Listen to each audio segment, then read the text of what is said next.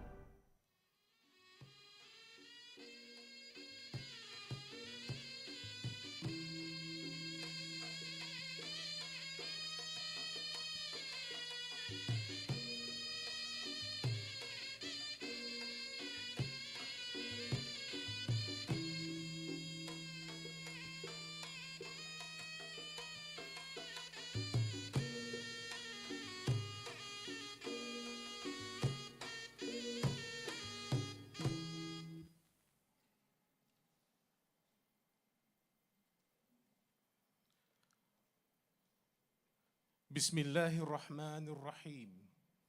Assalamualaikum warahmatullahi wabarakatuh dan salam sejahtera.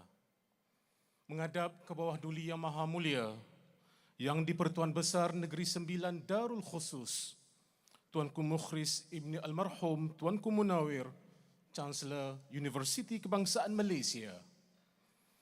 Menghadap ke bawah duli yang maha mulia, Tunku Ampuan Besar Negeri Sembilan Darul Khusus, Tuanku Aisyah Rohani binti Almarhum Tunku Besar Mahmud. Ampun Tuanku beribu-ribu ampun, sembah patik mohon diampun.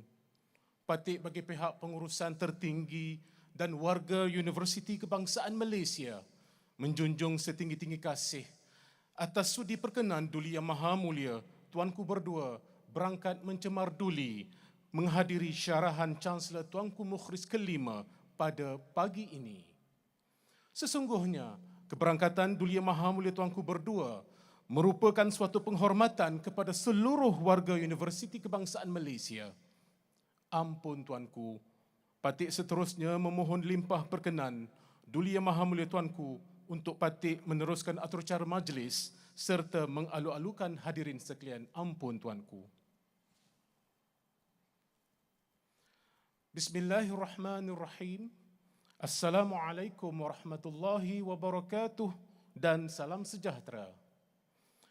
Tuan Yang Terutama Profesor Dr. Haji Susilo Bambang Yudhoyono, pengucap tama diraja, Yang Amat Mulia Tunku Besar Seri Menanti Tunku Ali Ridauddin Ibni Tuanku Muhriz, Yang Teramat Mulia Datuk Seri Diraja Tan Sri Tunku Putri Intan Safinas binti Almarhum Sultan Abdul Halim Muazzam Shah, Tunku Temenggung Kedah, Tunku Pro-Chancellor UKM, Yang Amat Berhormat Datuk Seri Haji Aminuddin bin Harun, Menteri Besar Negeri Sembilan, Tuan Yang Terutama Hermono, Duta Besar Indonesia ke Malaysia, Yang Berhormat Datuk Dr. Razali bin Abdul Malik, Setiausaha Kerajaan Negeri Sembilan, Yang Amat Mulia Tunku Zain Al-Abidin Ibni Tuanku Muhriz, Yang Berbahagia Datuk Seri Razak bin 𝗕𝗲𝘁𝗁𝗲𝗏, Ketua Setiausaha Kementerian Pengajian Tinggi,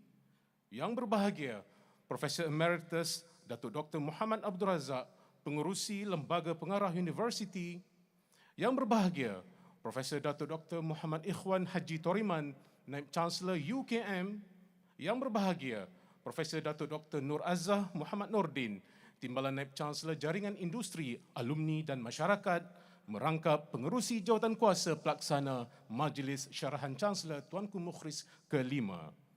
Yang mulia kerabat-kerabat diraja, yang berbahagia ahli-ahli lembaga pengarah universiti, div-div kehormat, timbalan-timbalan Naib Chancellor UKM, delegasi dari Indonesia, para pegawai pengurusan utama dan pegawai kanan UKM, serta tuan-tuan dan puan-puan sekalian yang dihormati sekalian. Syukur kita kehadiran Allah Subhanahu Wa Taala kerana dengan izinnya kita dapat menghadirkan diri di Majlis Syarahan Canselor Tuanku Muhriz kali ke-5 yang akan disampaikan oleh Tuan Yang Terutama Profesor Dr. Haji Susilo Bambang Yudhoyono sebentar nanti. Majlis mengambil kesempatan untuk mengalu-alukan kehadiran div-div kehormat di majlis yang permai ini. Bagi memberkati majlis pada pagi ini, majlis mempersilakan Dr. Wan Haslan bin Khairuddin, Pengarah Pusat Islam UKM, untuk memimpin bacaan doa. Dipersilakan.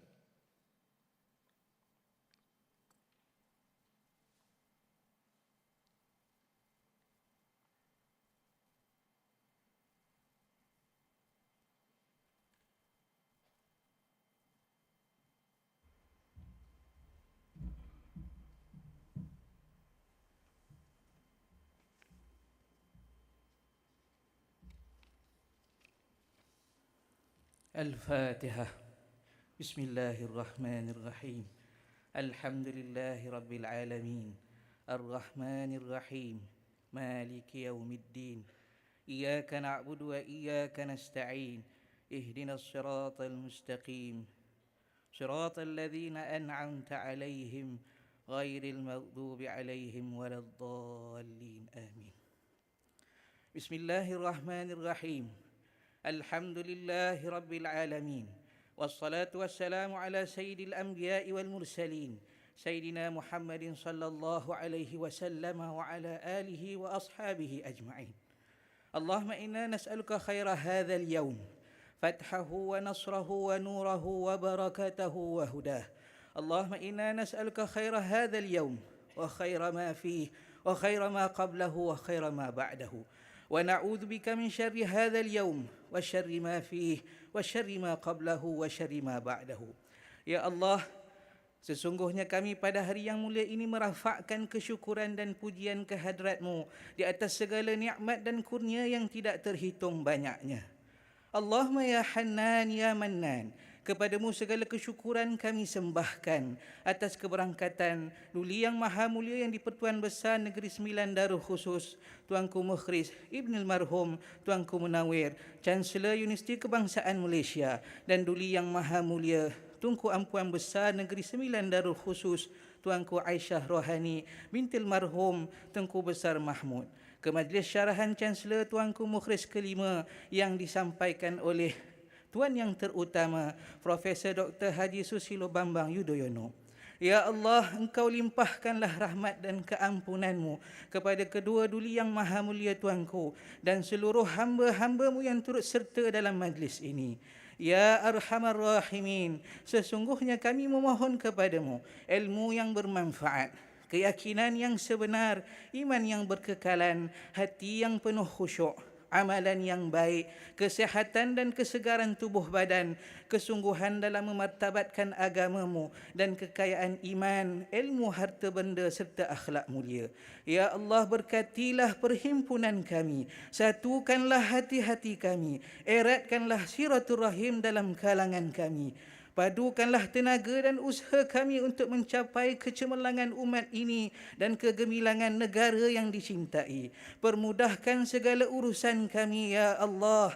Rabbana atina min ladunka rahmatan wa hayyi' lana min amrina rasyada. Ya Allah, ya Syafi, ya Mu'afi, ampunilah dosa-dosa kami. Jauhkanlah kami dari sebarang keburukan, penyakit berbahaya dan perkara-perkara yang membinasakan. Ya Allah, lindungilah kami, selamatkanlah kami dan sejahterakanlah kami. Rabbana ighfir lana wa li ikhwanina allazina sabaquna bil iman wa la taj'al fi qulubina ghillan lil ladzina amanu rabbana innaka raufur rahim. Rabbana atina fid dunya hasanah wa fil akhirati hasanah wa qina adzaban nar. Wa sallallahu ala sayidina Muhammad wa ala alihi wa sahbihi ajma'in. Walhamdulillahi rabbil alamin. Taqabbalallahu minkum.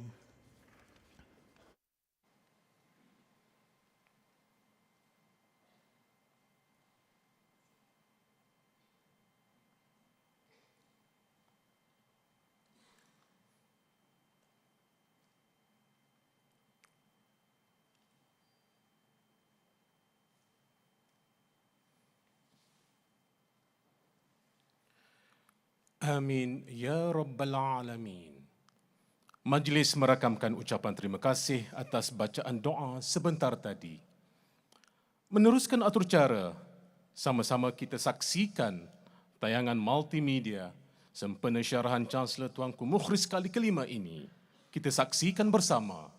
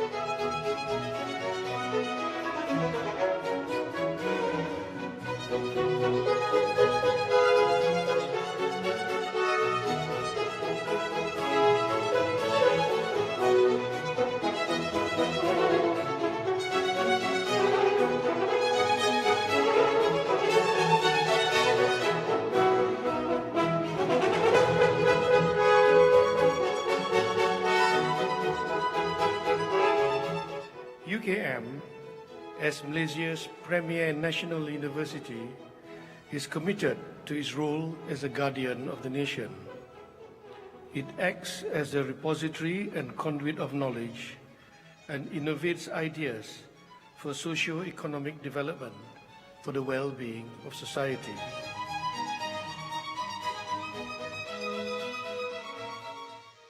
Building sustainable national and commercial institutions is central to supporting the economic advancement of nations.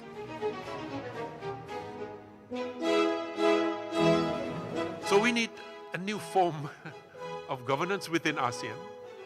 We know that there are things that need to be reformed and to be instituted. And there's nothing outside of this concept of good governance.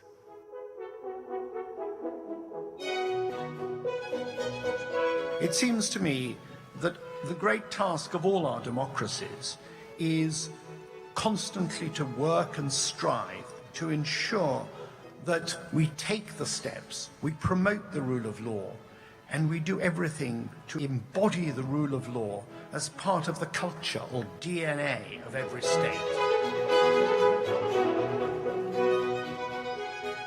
Soalnya, governance itu amat penting. Governance itu amat penting, kita memikirkan bagaimana kita dapat memajukan negara, memajukan tanah air.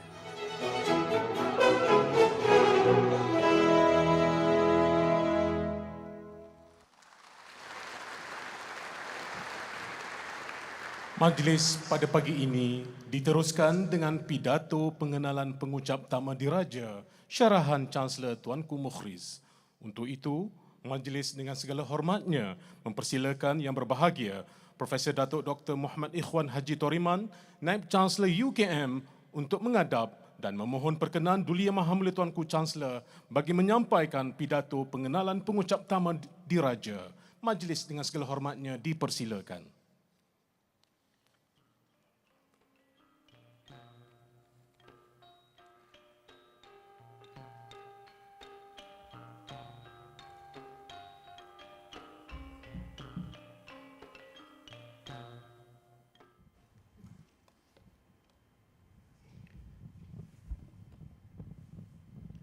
Bismillahirrahmanirrahim. Assalamualaikum warahmatullahi wabarakatuh dan salam sejahtera. Menghadap ke bawah Duli Yang Maha Mulia yang di-Pertuan Besar Negeri Sembilan Darul Khusus Tuanku Muhriz Ibni Almarhum Tuanku Munawir, Chancellor Universiti Kebangsaan Malaysia. Menghadap ke bawah Duli Yang Maha Mulia Tuanku Ampuan Besar Negeri Sembilan Darul Khusus Tuanku Aisyah Rohani binti Almarhum Tuanku Besar Mahmud. Ampun Tuanku, beribu-ribu ampun, sembah patik, mohon diampun. Patik bagi pihak pengurusan tertinggi dan warga UKM merafak sembah dan menjunjung setinggi-tinggi kasih atas sudi perkenan Duli Yang Maha Mulia Tuanku berdua berangkat mencemar duli ke Majlis Syarahan Canselor Tuanku Muhriz yang ke-5 ini. Sesungguhnya keberangkatan Duli Yang Maha Mulia Tuanku Canselor, Duli Yang Maha Mulia Tuanku Ampuan Besar Negeri Sembilan Darul Khusus Tuanku Aisyah Rohani binti Almarhum Tengku Besar Mahmud bersama putera-putera yang amat mulia Tuanku Besar Seri Menanti Tuanku Ali Ritaudin Ibni Tuanku Muhriz dan yang amat mulia Tuanku Zin Al-Abidin Ibni Tuanku Muhriz merupakan suatu tanda penghormatan yang tinggi buat patik dan juga seluruh warga Universiti Kebangsaan Malaysia. UKM merapak sembah setinggi-tinggi kasih atas naungan Duli Yang Maha Mulia Tuanku Canselor yang telah memayungi UKM selama lebih 10 tahun. Di bawah naungan Duli Yang Maha Mulia Tuanku Canselor, UKM terus melakar sejarah dan kecemerlangan yang membanggakan masyarakat dan negara. Hari ini, UKM bakal mencatat satu lagi sejarah melalui penganjuran majlis ilmu yang berprestij dan penuh inspirasi ini. UKM turut menjunjung setinggi-tinggi kasih atas perkenan Duli Yang Maha Mulia Tuanku Canselor untuk UKM menganjurkan Majlis Syarahan Canselor Tuanku Muhriz yang ke-5 pada tahun ini. Ampun Tuanku.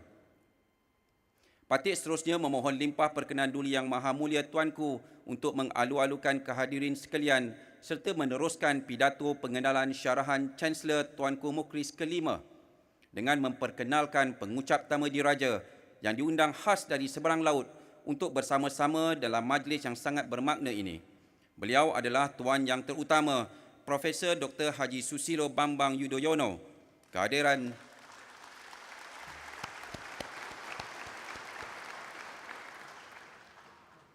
Kehadiran Tuan Yang Terutama Prof. Dr. Haji Susilo Bambang Yudhoyono ke majlis ini pastinya dapat mengeratkan lagi hubungan dua hala antara Malaysia dan Indonesia. Ampun Tuanku.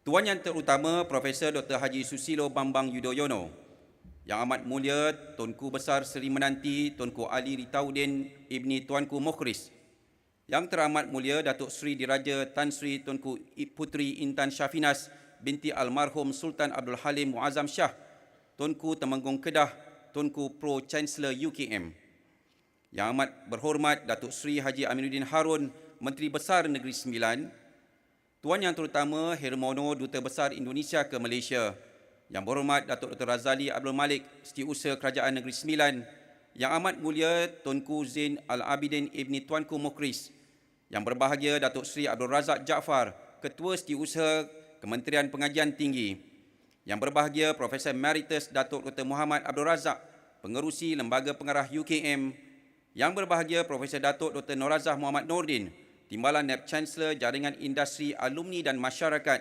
merangkap pengerusi jawatankuasa Majlis Syarahan Canselor Tuanku Muhriz ke-5, Yang Mulia kerabat-kerabat diraja, Yang Berbahagia ahli-ahli Lembaga Pengarah UKM, Div-Div Kehormat, Timbalan-Timbalan Naib Chancellor, para pegawai pengurusan dan pegawai kanan UKM, delegasi dari Indonesia, serta hadirin hadirat yang dihormati sekalian.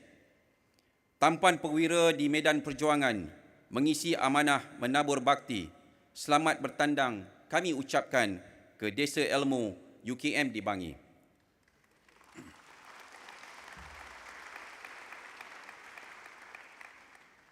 Tuan Yang Terutama Prof. Dr. Haji Susilo Bambang Yudhoyono, yang lebih mesra dikenali dengan sapaan SBY, merupakan Presiden ke-6 negara Indonesia. Negara serumpun kita di rantau ini yang puluhan ribu tahun silam dikenal sebagai pentas Sunda. Bapa SBY telah memimpin Indonesia selama 10 tahun bermula tahun 2004 sehingga tahun 2014. Beliau diputerakan di Jawa Timur pada 9 September 1949. Bapa SBY merupakan putera tunggal pasangan H.R. Soekarto dan Siti Habibah. Darah satria memang mengalir dalam tubuhnya. Ayahanda beliau merupakan pegawai tentera yang berwibawa, lagi disegani dan pernah menjawat jawatan Lieutenant 1 dalam pasukan tentera Indonesia sebelum beliau bersara. Bapa SBY mendapat pendidikan awal di Sekolah Rakyat Indonesia ketika beliau berada di tahun 5. Buat pertama kalinya beliau diberi pendedahan tentang Akademik Militer Nasional di Magelang, Jawa Tengah. Akademik Militer Nasional kemudiannya dikenali sebagai Akademik Angkatan Bersenjata Republik Indonesia atau AKABRI. Dengan tekad yang tinggi, beliau berusaha untuk mencapai cita-cita yang dipupuk sejak kecil, iaitu menjadi seorang anggota tentera perwira negara. Sejurus selepas tamat pendidikan menengah atas pada tahun 1968. Namun lantaran terlambat mendaftar, beliau tidak berjaya memasuki AKABRI. Bapa SBY kemudian diterima sebagai mahasiswa dalam bidang teknik mesin di Institut 10 November Surabaya. Beliau turut melanjutkan pendidikan dalam bidang pendidikan guru sekolah lanjutan pertama di Malang, Jawa Timur. Pada masa yang sama, beliau turut mempersiapkan diri untuk menyertai AKABRI. Usaha gigih beliau akhirnya membuahkan hasil. Pada tahun 1970, beliau berjaya memasuki AKABRI yang beroperasi di Magelang, Jawa Tengah. Sewaktu pengajiannya di AKABRI, Bapa SBY telah memperoleh kejayaan cemerlang sehingga berjaya meraih anugerah lulusan terbaik AKABRI tahun 1973. Atas kecemerlangan tersebut, beliau telah menerima penghargaan Lencana Adhi Makayasa. Mengimbas perjalanan kerjaya Bapa SBY dalam bidang ketenteraan, ternyata banyak babak penting dan menarik yang dilalui beliau. Sumbangan bapa SBY dalam bidang ketenteraan bermula apabila beliau menjawat jawatan sebagai dan Tumpan Yonif Linut 330 Konstrat pada tahun 1974 hingga 1976. Beliau kemudiannya telah terpilih untuk mengikuti pendidikan lintas udara dan pendidikan pasukan komando di Pusat Pendidikan Angkatan Darat Amerika Syarikat, Fort Benning, Georgia pada tahun 1975. Ketika bertugas di Markas Besar TNI AD, bapa SBY sekali lagi mendapat peluang untuk menerima latihan di Amerika Syarikat selama setahun. Beliau pernah mengikuti latihan ketenteraan di Panama pada tahun 1983, Belgium dan Jerman pada tahun 1984 serta mengikuti kursus komando batalion pada tahun 1985. Perjalanan karier bapa SBY dalam bidang ketenteraan melonjak dengan cemerlang. Beliau pernah menjawat jawatan sebagai Pangdam 2 Sriwijaya, merangkap Ketua Bakor Star Nasda dan Ketua Fraksi ABRI MPR Sidang Istimewa MPR 1998 sebelum mengetuai staf teritorial Caster ABRI pada tahun 1998 hingga 1999. Sejurus selepas itu, beliau mula mengorak langkah dalam dunia politik. Di sinilah bermulanya perjalanan hidup bapa SBY sebagai pemimpin tersohor yang dihormati oleh seluruh masyarakat di Asia Tenggara, khususnya di Indonesia dan Malaysia. Karier politik bapa SBY bermula ketika beliau menjawat jawatan sebagai Menteri Pertambangan dan Energi di bawah pentadbiran Presiden Abdul Rahman Wahid atau Gus Dur. Bapa SBY kemudiannya dilantik sebagai Menteri Koordinator Bidang Politik, Sosial dan Keamanan di bawah pentadbiran Profesor Dr. Insinyur Megawati Soekarno Puteri. Pada tahun 2004, bapa SBY telah bertanding sebagai Presiden Indonesia melalui pemilihan umum atau pemilu 2004. Beliau telah berjaya memenangi hati rakyat Indonesia sebagai Presiden Indonesia yang pertama dipilih melalui proses ini. Selama 10 tahun memerintah, bapa SBY membawa pelbagai kecemerlangan kepada negara Indonesia. Contohnya, beliau telah berjaya mengukuhkan hubungan antarabangsa Indonesia dengan banyak negara di dunia. Di bawah kepimpinannya, negara Indonesia turut berkembang dari segi ekonomi dan kuasa serantau. Negara Indonesia juga menjadi ahli G20 serta memainkan peranan dalam isu keganasan antarabangsa, pemanasan global dunia dan sebagainya. Hubungan istimewa di antara Indonesia dan Malaysia juga tidak pernah diabaikan. Pelbagai inisiatif hasil perbincangan melalui Majlis Perundangan Tahunan telah dilaksanakan dengan jayanya. Bapa SBY telah mengenal pasti kerjasama ekonomi sebagai komponen penting dalam hubungan dua hala Malaysia-Indonesia. Tidak cukup dengan itu, kerjasama yang lebih erat dalam bidang pendidikan, budaya, hubungan masyarakat, pemerkasaan pasukan polis turut dilaksanakan bagi kedua-dua buah negara. Ampun Tuanku, izinkan Patik berkongsi sebuah cerita menarik dengan tetamu di Dewan ini tentang seorang lelaki warga negara Malaysia yang pernah bekerja di sebuah ladang kelapa sawit di Kalimantan, Indonesia. Kira-kira 10 tahun yang lalu, lelaki ini dihadiahkan 10 ekor burung merak oleh bapa SBY sebagai tanda penghargaan selepas menyertai operasi menyelamat mangsa bencana tsunami di Aceh.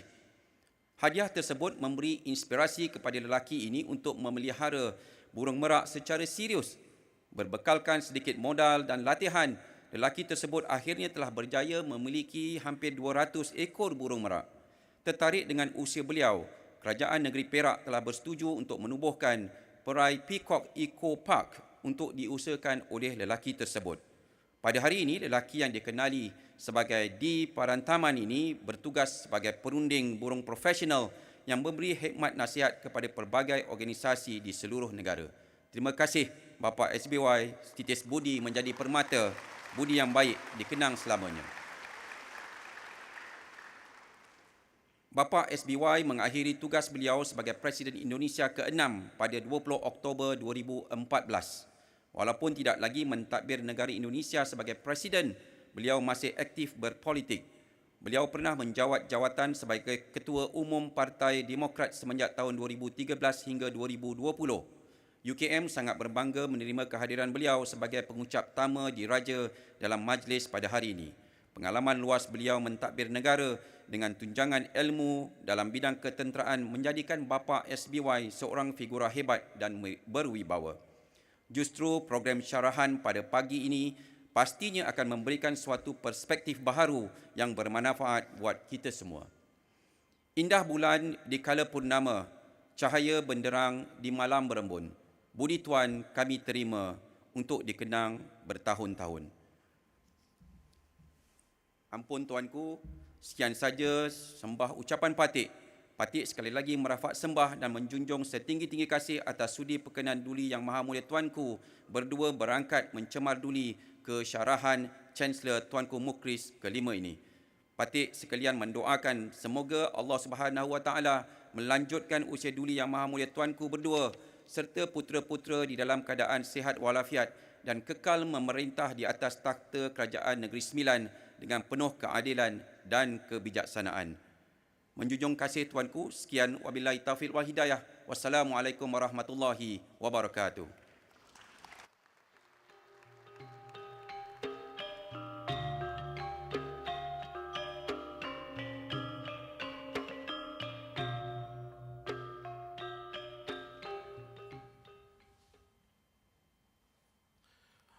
Para hadirin yang dihormati sekalian, kini tibalah kita di saat-saat yang dinanti-nantikan. Maka majlis dengan segala hormatnya mempersilakan Tuan Yang Terutama Profesor Dr. Haji Susilo Bambang Yudhoyono untuk menyampaikan syarahan Canselor Tuanku Muhriz dengan tajuk A Better World is Possible. Dengan segala hormatnya dipersilakan.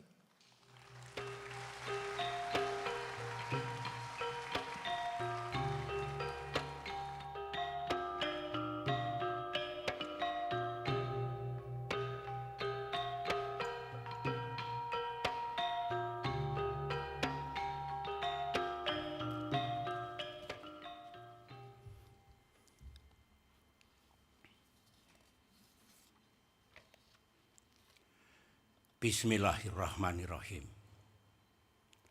Assalamualaikum warahmatullahi wabarakatuh. May peace be upon us all. Yang Maha Mulia, yang di-Pertuan Besar Negeri Sembilan Darul Khusus, Tuanku Muhriz Ibni Almarhum Tuanku Munawir, Canselor Universiti Kebangsaan Malaysia. Yang Maha Mulia, Tunku Ampuan Besar Negeri Sembilan Darul Khusus, Tuanku Aisyah Rohani, binti almarhum Tunku Besar Mahmud. Yang amat mulia, Tunku Besar Sri Menanti, Tunku Ali Redaudin Ibni Tuanku Muhriz. Yang mulia, Menteri Besar Negeri Sembilan. Yang mulia, Bapak Hermono, Duta Besar Indonesia untuk Malaysia. Yang berbahagia, Datuk Sri Abdul Razak Jaafar, Secretary General, Ministry of Higher Education, Malaysia. The honorable members of the Indonesian Parliament and former ministers of the Republic of Indonesia. Yang teramat mulia, Datuk Sri Diraja, Tan Sri Tunku Putri Intan Safinas binti almarhum Sultan Abdul Halim Muazzam Shah, Pro-Chancellor of UKM. Yang berbahagia, Profesor Emeritus Datuk Dr. Muhammad Abdul Razak, Chairman UKM Board of Directors. Yang berbahagia, Profesor Datuk Dr. Muhammad Ikhwan Haji Toriman, Vice Chancellor Universiti Kebangsaan Malaysia. Dear faculty members and students, distinguished guests, ladies and gentlemen, I am honored and delighted to be here at the Universiti Kebangsaan Malaysia. I am grateful for this wonderful opportunity to speak to the faculty and students of this great university.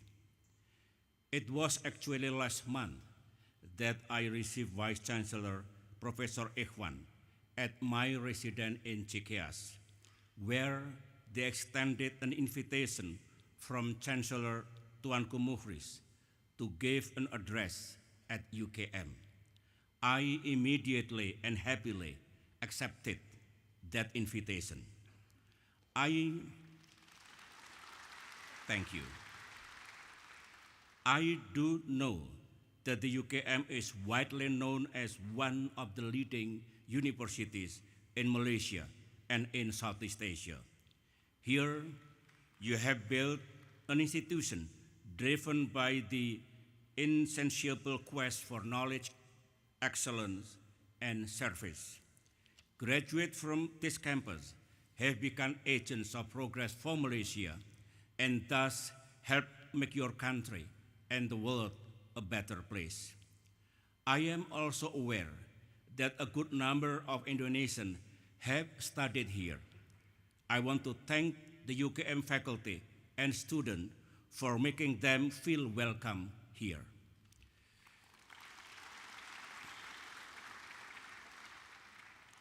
By the way, Your Majesty, I did not come alone. I have brought with me several Indonesian colleagues. My former minister, Dr. Hatta Rajasa, Air Force Marshal Djoko Suyanto, Profesor Purnawa Yusgiantoro, Dr. Andi Malarangeng, Dr. Dino Patijalal. I also brought a volleyball team. Yes, you heard it right, volleyball team. I have loved volleyball all my life.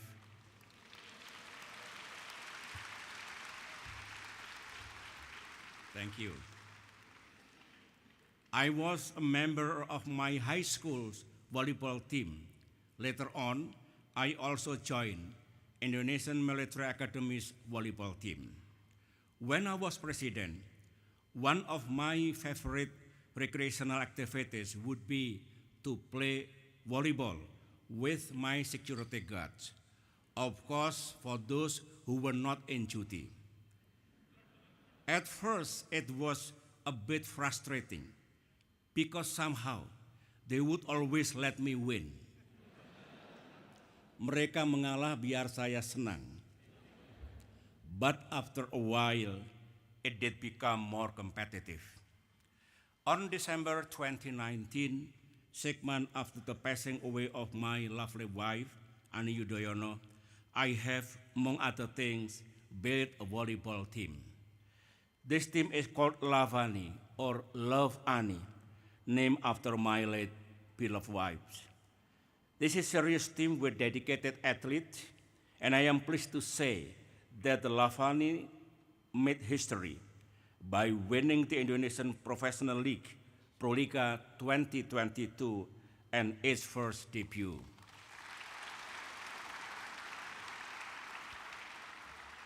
The Lavani team will be playing a friendly games here in Malaysia. I have promised to them, if they win, they will all get all the nasi lemak they can eat.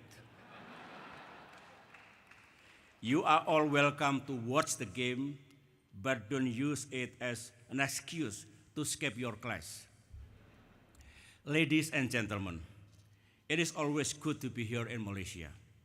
For me, coming to Malaysia does not feel going abroad. It feels like taking a short ride to visit a close cousin. During my time as Indonesia's president, developing close relations with Malaysia was a foreign policy priority. We established special diplomatic mechanisms in the form of an annual bilateral meeting between the Indonesian president and the Malaysian prime minister, a mechanism that continues today. From this engagement, we were able to manage what is essentially a rich and condensed bilateral relation, covering security, trade, investment, infrastructure, tourism, education, migrant workers, and of course, ASEAN cooperation. Notwithstanding our good relation, I must admit, sometimes I do get nervous about the relationship. This usually comes when there is a football match between Indonesia and Malaysia. Deciding which is the better team is a very sensitive issue for both Indonesia and Malaysia. While, of course, I have my own opinion, I would like to stay away from that subject for now. Saya takut untuk menyebutnya. Today, I would like to share my thoughts with you about some of the global issues that define our time today and how we can make it better. The theme of my speech is a better world is possible. Kita bisa membuat dunia kita lebih baik. Let me begin with this observation. As I look at the state of the world now, it is hard to feel an overwhelming optimism. One young person recently told me he saw the plight of 15 million Ukrainian refugees, the assassination of former Prime Minister Shinzo Abe, the political chaos in Sri Lanka, the shooting of school children in Uvalde, Texas, U.S. inflation rate rises at highest level in 4 decades. With all this, he was feeling somewhat depressed about the world. It's a feeling shared by many of his peers around the globe. To put it plainly, the world does not seem to be heading in the right direction. It is certainly not getting any better. In fact, it may be getting worse, at least in the near future. We are poised to see more economic hardship, more strategic tussles, and more environmental problems. Let me highlight at least 3 major areas which present challenges for the international community, namely geopolitics, economy, and climate. The first challenge is the increasing dangerous geopolitical context. We are entering a new era of major power rivalry. Some pundits have begun to talk about Cold War 2.0, New Cold War, or hot peace in relation to this development. For our convenience, let's call it a condition of geopolitical recession. The Ukraine war has formalized this geopolitical recession and also elevated it into the next level. Major power rivalries are now entering a new dangerous phase. The risks are higher, the costs are higher, the stakes are higher. It is a systemic competition with a zero-sum mindset, meaning one side has to win and other side has to lose. The relationship between major power is marked by intensified conflict, increasing rivalries, rising insecurity, and growing mistrust. In this context, we are also seeing more tools being weaponized for strategic gains, such as finance, commodities, energy, food, investment, and even outer space. And as the tussles are fueled by pride and emotion, we should expect to see more brinkmanship, which give way to potential miscalculation. We are seeing this in the case of the cross-Taiwan Strait tension, which is sure to worsen U.S.-China relations for the foreseeable future. This morning, I watched BBC, telling about yesterday, there was a break military drills conducted by China again near Taiwan. This responds to the visit of 5 U.S. lawmakers a day before. This increasing brinkmanship is no light matter. if we take into account that some of the conflicting parties possess nuclear weapons. This geostrategic rivalry, I am afraid, is becoming a semi-permanent feature of the international system. Even if somehow the Ukraine war miraculously ends tomorrow, the strategic contest between the West and Russia and the enormous resentment and mistrust that come it will remain in place. Distinguished guests, ladies and gentlemen, as if geopolitical recession is not enough, we are also bracing for the specter of a possible global economic recession. At the end of 2021, all had high hopes for a better world economy in 2022. After all, more and more vaccines were being produced. Despite the problems of vaccine inequity, billions of people were vaccinated. Lockdowns were lifted. Businesses and schools are reopening. Air travel is booming. And many economies, including Malaysia and Indonesia, were rebounding. Yet, as the world begins to recover, we are unexpectedly hit with a multiple crisis. This is coming from resurgent pandemic that is hard-hitting in several countries and the devastating impact of the Ukraine war. There is also the threat of an emergent disease, the monkeypox, which has been declared as a global health emergency by WHO. The Ukraine war is fueling crisis on three fronts: food, energy, and finance. The price of wheat, maize, corn, cooking oil, fertilizer have gone up. Oil price rises significantly, and so does gas price.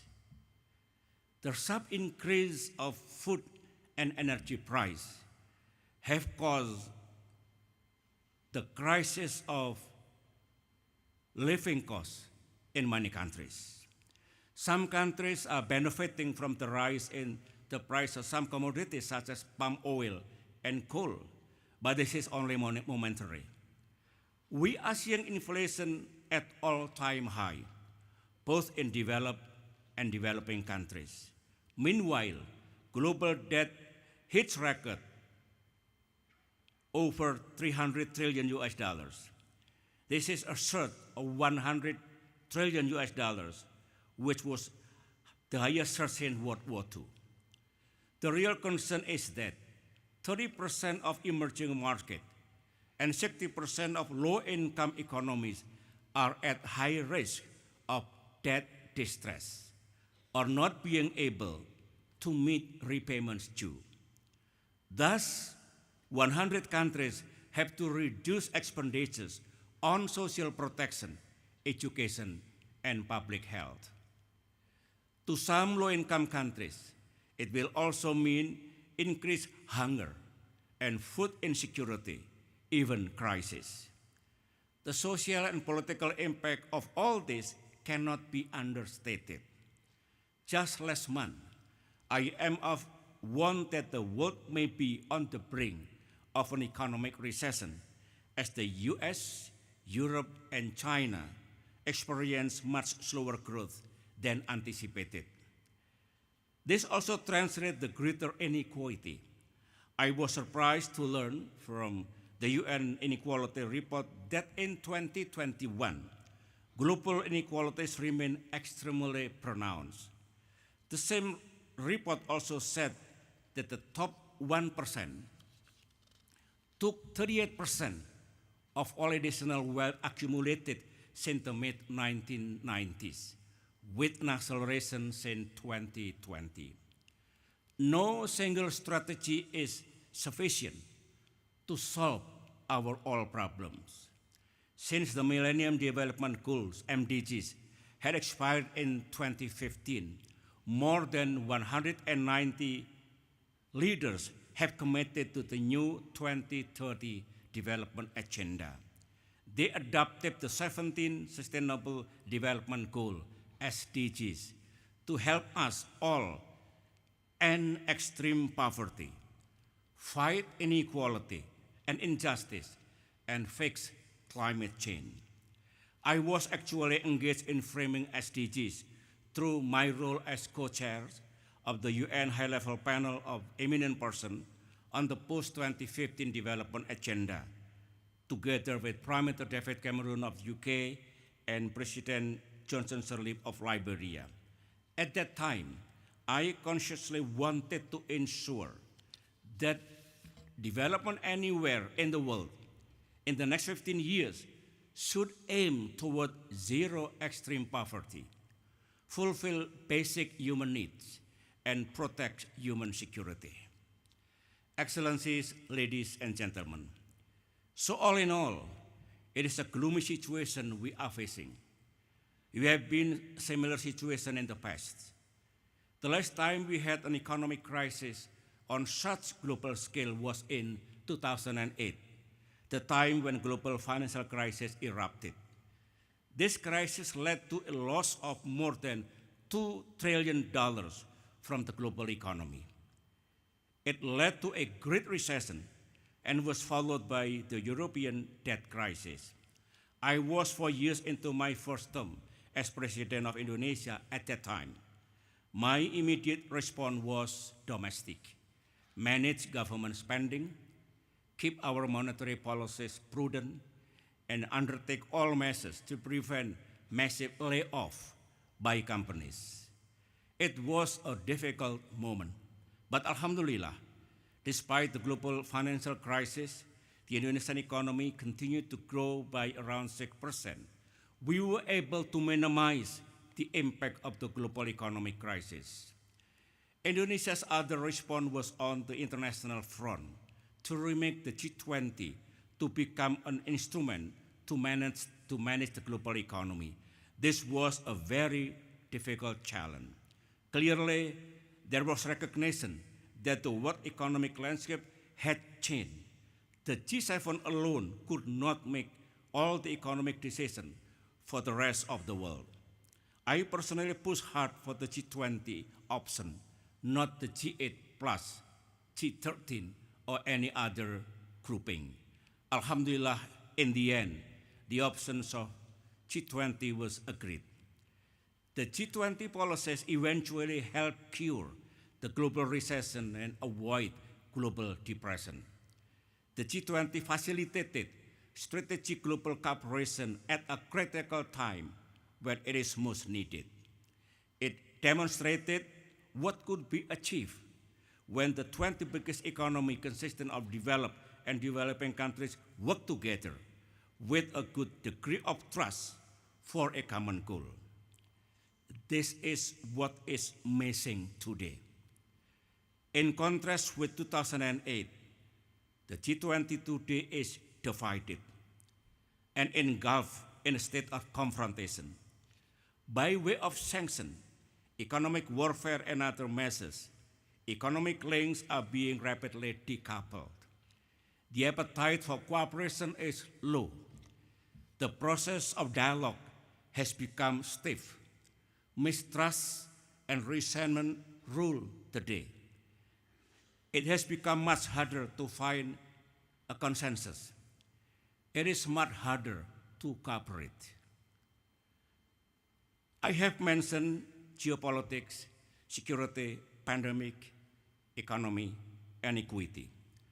I would like now to talk about a critical issue of our time, which is climate change. The greatest danger for the human race is whether or not future generation meaning the children generation and your children's generation will live a boiling world that will be 4 degrees Celsius hotter compared to the pre-industrial time. A 4-degree world will be catastrophic to humanity. It will bring unimaginable damage to security, industry, agriculture, health, infrastructure, biodiversity, basically everything. Our planet Earth will become unlivable. As you all know, in 2015, the international community signed the Paris Climate Treaty. I was personally involved in that historic moment, Paris Climate Conference, in my capacity as the president of Global Green Growth Institute. In this historic accord, all countries agreed to set a target that would limit the rise of world temperature to 1.5 degrees Celsius or lower. The world will still be hotter, of course, but it will be livable and manageable. The community of nations must reach a net zero world by mid-century.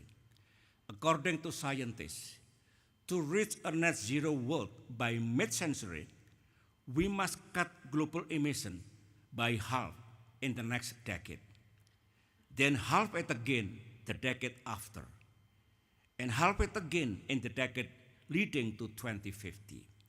This is going to be a gigantic effort, one that the community of nations have never done before. Every country needs to be part of this global effort, and everybody needs to change their mindset. Ladies and gentlemen, there is much debate and disagreement on the relation between economic growth and environmental protection, and also equity. I believe it is totally possible to develop a model which would deliver growth, sustainability, and equity. I would call this model sustainable growth with equity. I believe it is the right prescription to achieve what UN coins as development that meets the needs of the present without compromising the ability of future generations to meet their own needs. Equity is critical because it is about fairness. It is about justice. Economic growth and justice are mutually reinforcing. And participation of economic actors in an inclusive and comprehensive way will increase justice and also strengthen the sustainability of growth. It will also reduce inequality and development gap, as well as balance economic, social, and environmental objectives. And to achieve them, we need changes that are transformational, not just incremental. This can be achieved if countries, communities, businesses, and individuals adopt an ambitious green transition that would decarbonize the economy and their way of life. There are plenty of studies which prove that countries can achieve green transition and register high growth at the same time. Green economy does produce more jobs, better jobs, meaning more equity for our society. The key is the political will and capacity to embrace the transition toward a green, decarbonized, and net zero future. Countries that embrace this early on will reap the benefit earlier and faster. Countries that wait and lag behind will find themselves trailing at the back of the bus. Distinguished guests, ladies and gentlemen, I am extremely worried about the Ukraine war and where it is heading. It seems that there is no global unity to stop the war. If the situation continues and there is no external force that can stop this very sub-hostility, I fear the world will lead to the total war. World War III, once again, World War III. In my view, the world, in this case, the world's leader, should care and do something. Inaction is not an option. Inaction will place our world in a dangerous state.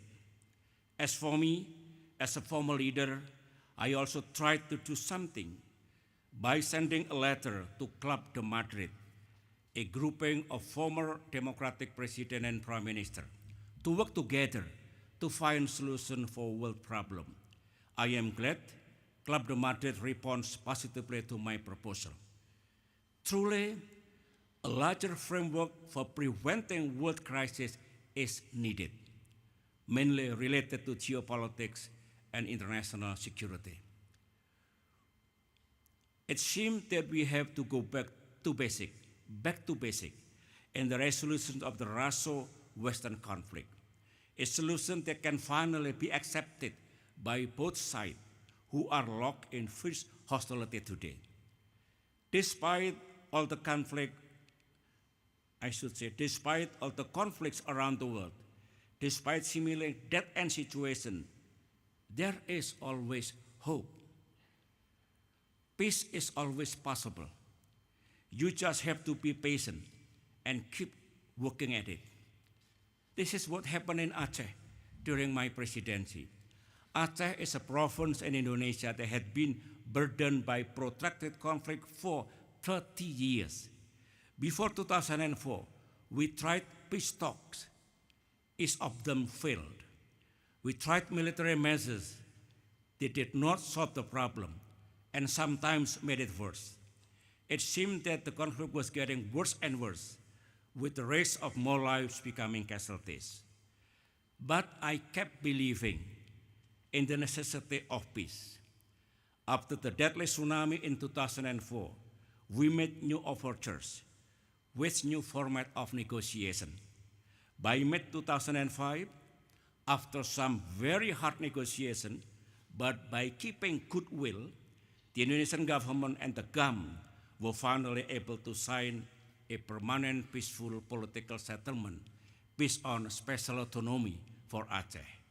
It was built peace with dignity. That peace holds today. Former combatants have become friends and neighbors. If we did not believe in the value of peace and pursued military campaign instead, Aceh would still be at war up to now. The lesson learned is that we need to keep believing and dedicating ourselves to peace. Believe that there is always light at the end of the tunnel, no matter how long the tunnel may be. Ladies and gentlemen, as for us in Southeast Asia, it would be naive to expect that our region will be totally sterile from this new development. In fact, in the midst of recent development, the strategic significance of Southeast Asia has become more important. We should expect effort by major powers to pull ASEAN as a group, as well as individual countries in either direction. The 10 ASEAN countries now have a population of over 662 million, with a combined GDP of 3.2 trillion, which makes it the fifth largest economy in the world. Economy, of course, converts to diplomatic and political resilience. It also translates into confidence and stronger regionalism. Thus, I would posit that ASEAN leverage and capacity to respond to major power rivalries in our region is much better than several decades ago. However, this brewing geopolitical recession presents yet another challenge for ASEAN this year. How will ASEAN respond? How do we prevent or at least minimize major power rivalries in our region? Can we get them to cooperate at least in Southeast Asia? How can ASEAN remain in the driving seat on our own region? How do we make use of the various regional architectures to ensure peace, stability, and cooperation in Southeast Asia and beyond? These are not easy questions, but these are certainly questions that the leaders of ASEAN must grapple with and provide some answers to when they meet at the end of this year.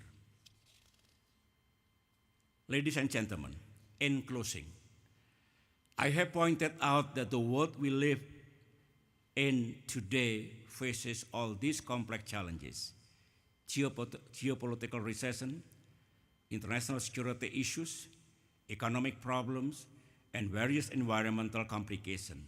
However, as a former head of state and head of government, I always believe a better world is possible. My 2 cents is, a better world is possible if all those challenges can be overcome by an effective, healthy, and just world order.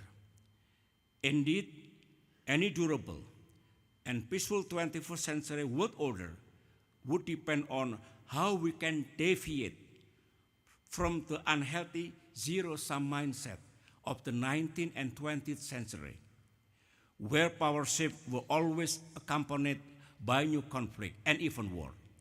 We need to find a new path forward. I would call this agenda as ushering the geopolitics of cooperation, where powers, large, medium, and small, interact on the basis of their commonalities rather than differences. With a forward-looking mindset and leaving behind their zero-sum game in favor of a win-win approach. You know, I actually do not mind to see major powers and all powers compete in our region so long they compete for peace, for economic progress, and for common prosperity. This means we welcome for them not to repel one another, but to compete in our region in a positive way, to spread their soft powers, to do more trade, more investment, more educational exchanges, more tourism, and more technology transfer. The more they do this, the more our region will benefit. The more everybody wins, and the more we have durable peace. To conclude, ladies and gentlemen, I would like to say that to promote geopolitics of cooperation, we need to close the widening trust deficit and develop strategic trust between nations. Strategic trust does not develop overnight. They grow from time-consuming effort, from countless meetings and talks, from the experience of working together, which lead to mutual understanding.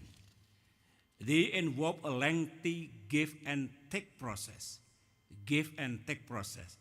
and a constant demonstrations of goodwill. Strategic trust grows from sustained confidence-building measures and success in managing or resolving conflict. When we somehow reach the so-called geopolitics of cooperation, a better world is indeed possible. I thank you.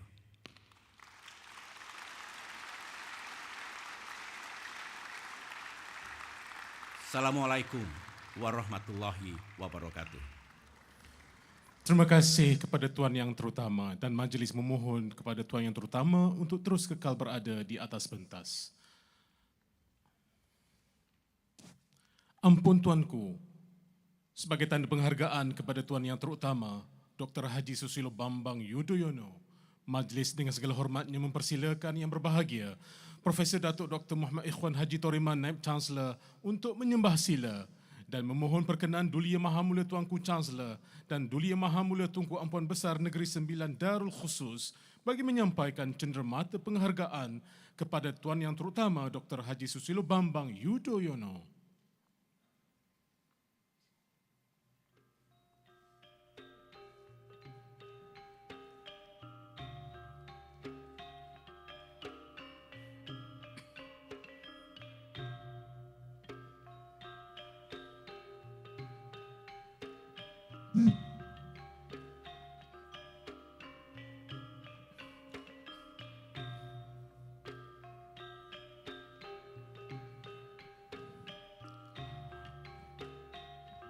Dengan penuh ta'zim, Majlis menyembah silakan Duli Yang Maha Mulia Tuanku untuk menganugerahkan cendera penghargaan kepada Tuan Yang Terutama Dr. Haji Susilo Bambang Yudhoyono, iaitu buku-buku Syarahan Tuanku Muhriz serta Tempat sirih sebagai simbol pemanis kata, nilai dan tradisi Melayu.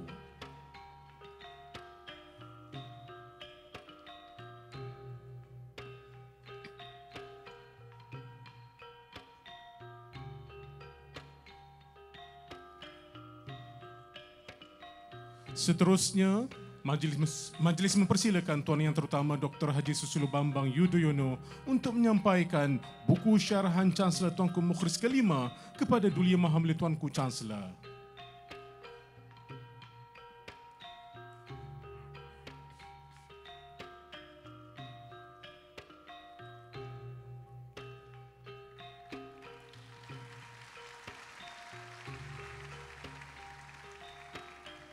Sebagai tanda penghargaan dan menjunjung kasih atas keberangkatan Duli Yang Maha Mulia Tuanku Canselor dan Duli Yang Maha Mulia Tunku Ampuan Besar Negeri Sembilan Darul Khusus, majlis dengan segala hormatnya mempersilakan yang berbahagia Profesor Datuk Naib Canselor untuk mempersembahkan cendera kenangan kepada Duli Yang Maha Mulia Tuanku berdua.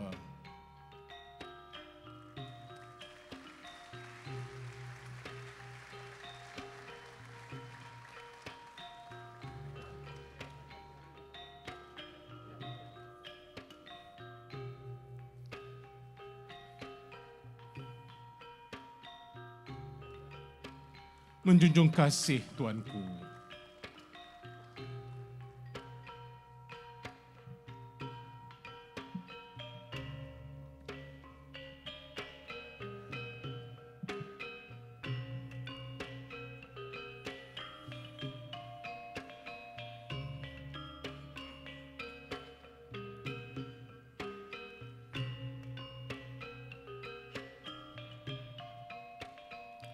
Dengan persembahan cendera kenangan itu tadi, maka sempurnalah syarahan Canselor Tuanku Muhriz kali ke-5 pada pagi ini.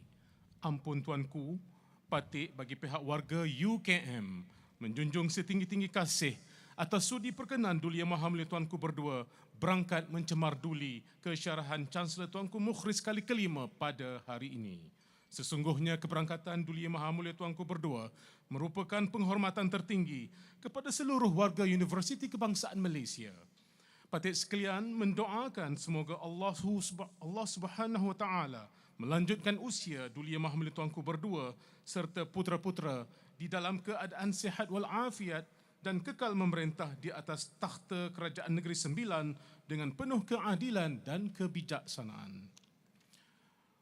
Keberangkatan Duli Yang Maha Mulia yang di-Pertuan Besar Negeri Sembilan Darul Khusus dan Duli Yang Maha Mulia Tunku Ampuan Besar Negeri Sembilan Darul Khusus meninggalkan majlis.